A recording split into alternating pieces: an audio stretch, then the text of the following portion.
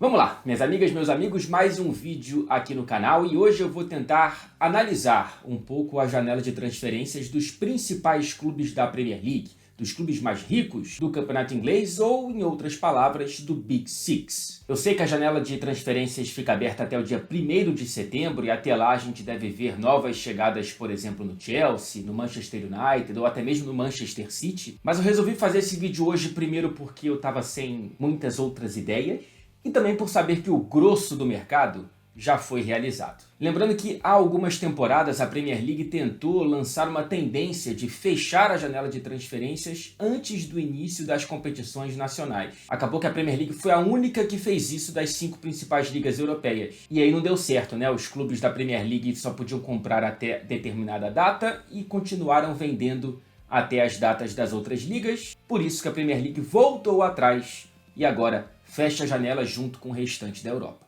O ideal mesmo seria fechar antes, né, para que todos os times começassem os campeonatos nacionais com o elenco já completo. E hoje aqui a gente vai analisar 3 pontos principais, tá? Quem mais gastou, e aí analisando valores brutos e também líquidos, quem perdeu mais nessa janela de transferências, e por fim, quem melhor contratou, um balanço muito mais qualitativo do que quantitativo, como os 2 pontos anteriores. Vamos para o primeiro ponto, então. Quem é que mais gastou até aqui? Lembrando que estamos gravando esse vídeo no dia 11 de agosto. E eu fiz uma tabelinha aqui que espero que seja compreensível. Bonita não é, mas compreensível eu espero que seja.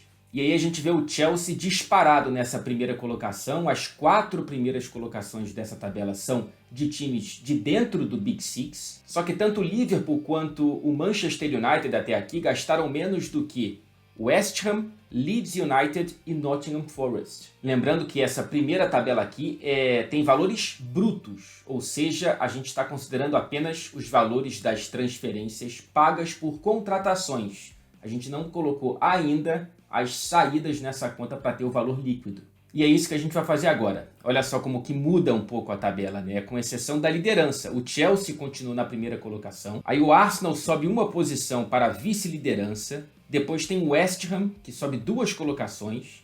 O Nottingham Forest sobe 3. O Tottenham cai 3 posições. Na 6ª colocação, o Manchester United, que subiu 3. Aí o Liverpool, que sobe 1. O Leeds, que vendeu muito bem, cai 3 colocações. E aí vocês veem a queda do Manchester City, que fez a melhor janela da própria história em termos de vendas.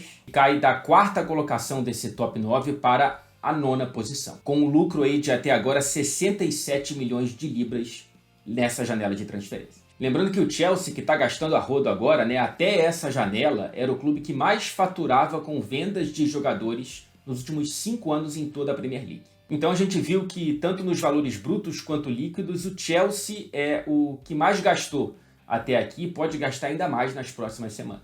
E aí vamos para o segundo ponto aqui dessa análise da janela de transferências da Premier League. Quem perdeu mais? A partir de agora eu reduzo essa tabela apenas para o Big Six e nessa aqui eu analiso apenas a principal perda de cada clube e não o coletivo. E aí, como já começa a ser um pouco mais qualitativo do que quantitativo, entra a minha opinião. Mas é uma opinião particular que eu acho que vai ser muito corroborada pela maior parte de quem está assistindo esse vídeo, imagino eu. Porque perder o Sadio Mané é um baque para qualquer time e não só isso. Eu vejo como a maior perda da Premier League desde a saída de Eden Hazard para o Real Madrid. Também vejo o Rudiger como uma perda bastante considerável para esse Chelsea, já que ele foi, para mim, o melhor zagueiro da última Premier League e um dos melhores de todo o futebol europeu, desde a chegada do Tuchel. E para mim, quem menos perdeu foi o Tottenham. De relevante mesmo, apenas a saída do Bergwijn para o Ajax. Mas não chega a ser aquela dor no coração do torcedor. Estamos de acordo? O Bergwijn carregará consigo aquela belíssima memória da virada sobre o Leicester nos minutos finais na última Premier League.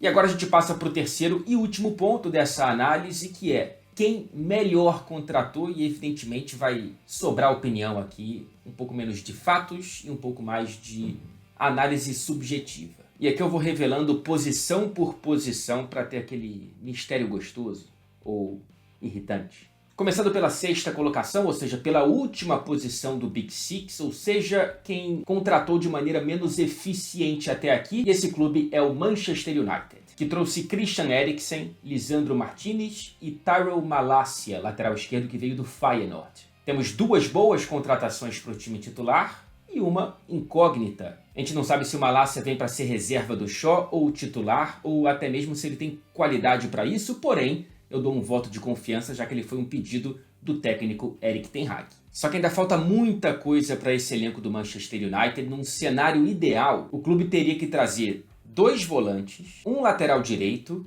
um centroavante e, se der, um ponta, vai. É evidente que não vai trazer tudo isso, mas daqui até o fim da janela o clube vai tentar repor algumas dessas carências, principalmente no meio-campo. Na quinta colocação, para mim, está o Chelsea, que trouxe Cucurella, o lateral esquerdo mais caro da história do clube, Raheem Sterling, Koulibaly e Chukwuemeka, a promessa que veio do Aston Villa. A minha primeira questão aqui com essa janela é: a contratação mais cara será titular? Tudo bem, eu entendo que o Ben Chilwell pode não estar pronto fisicamente para aguentar uma temporada inteira como titular. E a gente não sabe ainda se o Emerson Palmieri vai continuar no Chelsea ou se voltou para sair de novo. Mas será que o Cucurella era tão essencial assim? Será que era tão importante trazer um cara tão caro? Bom, o Tuchel já deu a entender que ele pode ser utilizado tanto na ala esquerda quanto como do lado esquerdo da zaga com 3 zagueiros. O Koulibaly é uma ótima reposição para a saída do Rudiger. O Sterling muito provavelmente vai entregar mais gols, mais assistências do que qualquer outro atacante do Chelsea nas últimas temporadas. E o Chukwuemeka, como eu disse, é uma promessa para esse meio-campo que já tem o retorno de Conor Gallagher. No cenário ideal, o Chelsea precisa de mais um zagueiro, e aí fala-se muito do Fofana, e de um centroavante. O Chelsea, com a saída do Lukaku, não tem ninguém sênior com essas características no elenco. Tem o Broja, que é uma interessante peça, mas que não pode ser a única, pelo menos na minha visão. O clube está atrás do Frank de Jong, de acordo com várias reportagens, o que me parece ser mais uma oportunidade de mercado do que uma necessidade de elenco. Mas é evidente que uma contratação desse peso elevaria o nível de qualidade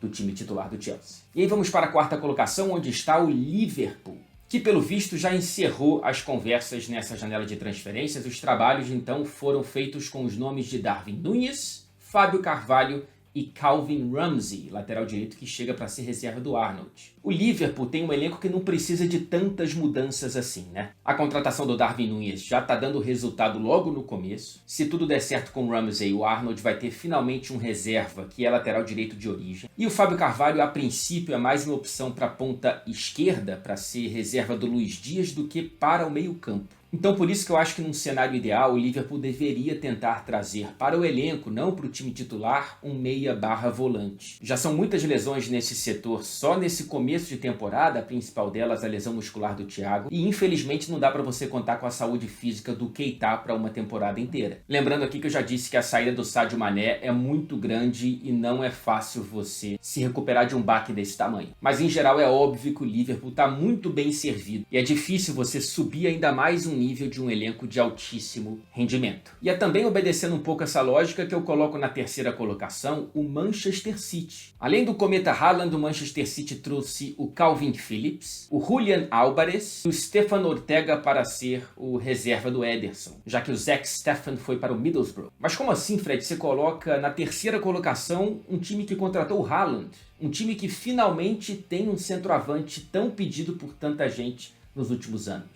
É porque o Manchester City já era uma máquina muito bem montada, muito bem azeitada. O Haaland pode vir a ser uma grande cereja de um bolo que já fazia muito sucesso entre os convidados da festa. Mas é claro que as tantas vendas trouxeram novas necessidades. E aí eu acho que o Phillips pode vir a ser um ganho em relação ao Fernandinho, que já estava no fim da passagem dele pelo Manchester City. O Haaland é um ganho em relação ao Gabriel Jesus. E na troca, entre aspas, Sterling por Álvares, evidentemente tem uma queda de qualidade, mas com uma projeção que pode ser ainda mais interessante. O que está faltando mesmo é um lateral esquerdo para a saída do Zinchenko, que já não era lateral esquerdo de origem, é bom lembrar, né? E de acordo com as últimas notícias, o Manchester City está de olho, já que não conseguiu contratar o Cucurella, que foi para o Chelsea. Os nomes do momento são Rafael Guerreiro, do Borussia Dortmund, e até mesmo o Renan Lodge, do Atlético de Madrid. Passando para a segunda colocação, que tem as cores do Arsenal, que fez 4 contratações. Gabriel Jesus, Zinchenko, Fábio Vieira, meia que veio do Porto, e Matt Turner, goleiro que veio da MLS para ser reserva do Ramsdale. O Leno foi para o Fulham. E aqui eu faço uma defesa um pouco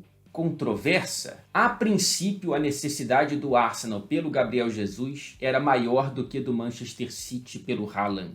Principalmente porque estamos falando de um time que tenta lutar para enfim voltar à Liga dos Campeões, voltar ao top 4 da Premier League, com outro que ganhou 4 das últimas 5 edições da Premier League, mesmo sem o Haaland, mesmo sem essa figura. O Arsenal perdeu no meio da temporada o Aubameyang e depois o Lacazette. Então realmente precisava muito dessa figura. E o começo do Gabriel Jesus, a pré-temporada dele, é absolutamente espetacular. Vamos ver como será o rendimento durante a temporada. Atenção, eu não estou falando que o Gabriel vai fazer mais gols do que o Haaland, tá? Pelo amor de Deus. Uma coisa é uma coisa, outra coisa é outra coisa. A chegada do Zinchenko também foi um golaço para um setor que precisa dessa contratação, enquanto o Tierney não volta a ser aquele Tierney que nos encantou. O Fábio Vieira, que tem 22 anos, vem para compor elenco a princípio, mas deve ganhar muitos minutos, lembrando que temos agora 5 substituições na Premier League. E o que o Arsenal precisa além desses nomes? No cenário ideal, eu colocaria um volante para fazer a do Xhaka. Seria um upgrade muito interessante, por mais que o Lokonga possa vir a ser esse jogador durante essa temporada, tendo chances no time. Por fim, a primeira colocação, que já não é mistério nenhum, está com o Tottenham. Richarlison, Bissouma, Lenglet, Perisic e Spencer, lateral direito do Middlesbrough.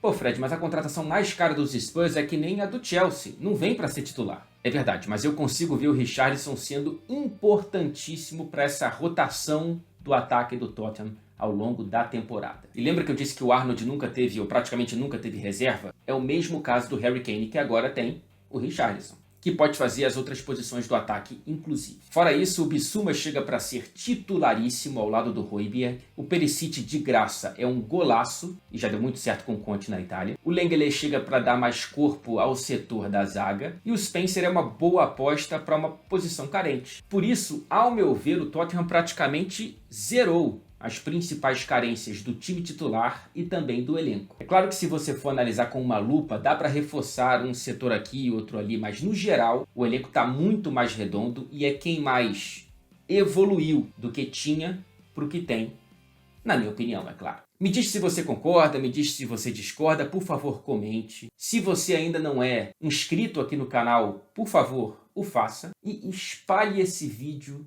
tal qual a gente espalha mau humor depois de uma noite mal dormida. Um abraço para vocês, até a próxima.